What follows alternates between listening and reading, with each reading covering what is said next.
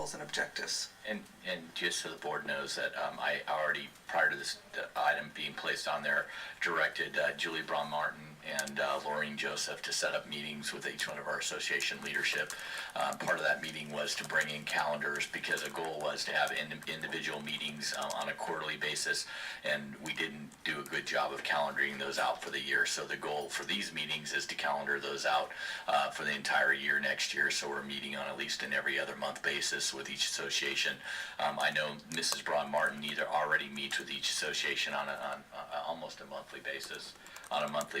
And so this would be an additional opportunity for dialogue.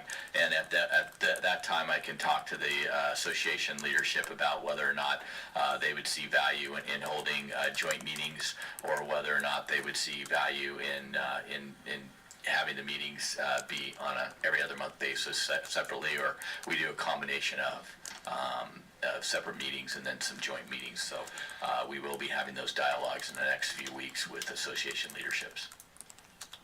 You know, and this is something I spoke to the superintendent about a little while ago after a conversation that I had with a number of members of our bargaining unit.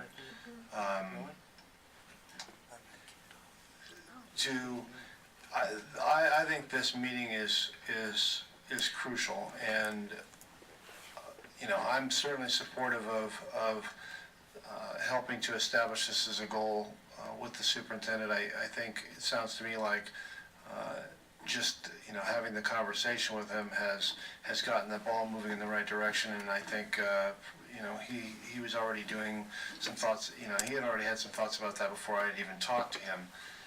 To indicate that the superintendent would provide a written summary of what goes on in those meetings to the public is, to say that would be counterproductive to both the district, I think, but probably more importantly to the bargaining units, because I think bargaining units need to be able to come in and have frank conversations with the superintendent and or his staff to, you know, talk about, you know, what if we did something like this?